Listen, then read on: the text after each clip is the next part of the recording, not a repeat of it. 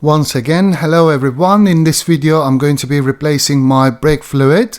BMW recommends it to be replaced once every 2 years as per the service requirement. My choice is going to be Brembo's .5.1 brake fluid for being a reliable and well-known brand. However, I'd like to talk about some information regarding the different brake fluid grades before you replace your brake fluid.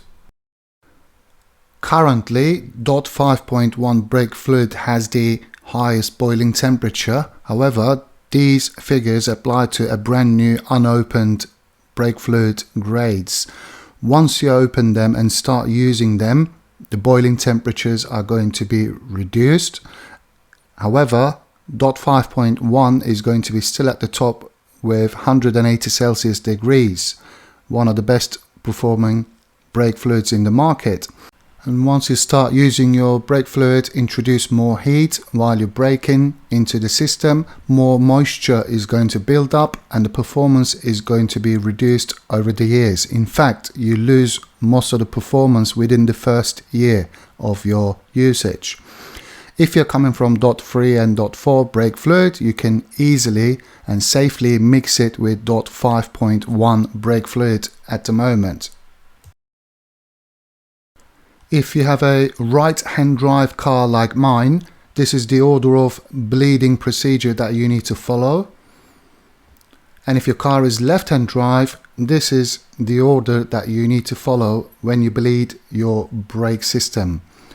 You've got 3 10mm screws to open the brake fluid reservoir. You need to twist them 90 degrees using 10mm socket wrench. Because I'm not going to be using a pressure bleeder, or even one person job would be quite problematic during this service, I asked a friend of mine to help me while I'm bleeding the system so I can actually observe every step along the way. You can ask anyone in your family or friends to give you a hand with this job. All they need to do is just sit in the driver's seat and press the brake pedal when you instruct them. Once you open the lid, you need to take off the filter as well. It sits quite tight in there with some twisting. Take it out. You can actually at this point drain some fluid out of the reservoir using a turkey blaster or something similar. However, I'm aiming to use my helper to pump out the brake entirely, and you will need less than 1 liter for this job. Again, I'll try to use 1 whole liter because I can't store it back. Once you open it, you need to use it and dispose it responsibly. 11mm closed or even open wrench is going to be required at this stage. Once you open the nipple, you need to attach a tube and catch the draining brake fluid. You can also use a zip tie to make the tube secure sitting on the nipple, and the demonstration is going to be very straightforward. Once you open it, you tell the driver to press the pedal all the way down. Once you close it, tell them to release the pedal. You open the nipple, they press the pedal, you close it, and they release the pedal. Open it, press the pedal, close it, release the pedal. You repeat this process until you take out around about 250 milliliter of old brake fluid, and you will also see the change in color, which is going to be much lighter, and cleaner brake fluid is going to show up in the tube. That is your indication to stop and switch to the other tire. During this time also make sure you observe the reservoir. You don't want it to go dry, otherwise you'll introduce more air into the system, which requires a lot more work. Once you're finished, you switch to the other tire. Taking it off, I'm going to give you one more demonstration on that. Once you get everything ready, open it and driver press the pedal. You close it, they release the pedal. You open it, they press the pedal. Close it, they release the pedal. Open it, press pedal, close it, they release the pedal.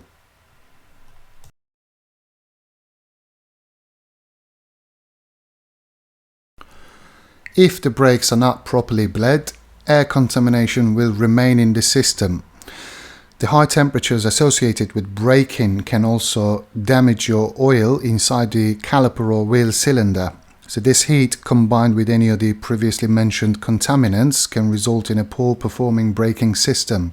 That's why I'm being a bit too cautious and asking for help to a friend of mine to get the job properly done.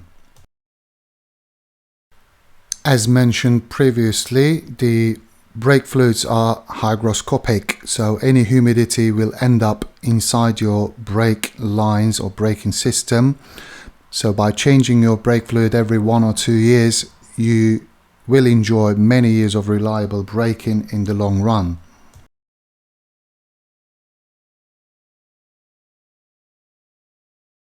And as we all know, brake fluid is a corrosive material, so it eats up the painted surfaces, so be careful not to drip it around, especially on your car paint or on a kind of surface that you make contact with.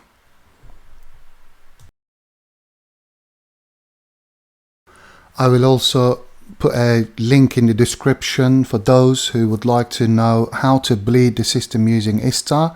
The only reason I didn't add it onto this video is because the whole process is way too complicated and problematic, and also I didn't actually need ISTA to bleed my system. So this is the easiest, straightforward method for any BMW users to get their brake fluid replaced. During the process, constantly you need to keep an eye on the reservoir, make sure you top it up. Once you're done, place the filter back on it and cap goes on there at a maximum level, because as the pistons push further, you're going to lose some brake fluid in the reservoir, so make sure it's up to the maximum point. After 2 years with this old brake fluid, the color is not so bad and there is no contamination inside. I'm sure apart from air, I didn't observe anything. That's why I choose Brembo's DOT 5.1 brake fluid. Thanks for watching the video. I'll see you in the next one.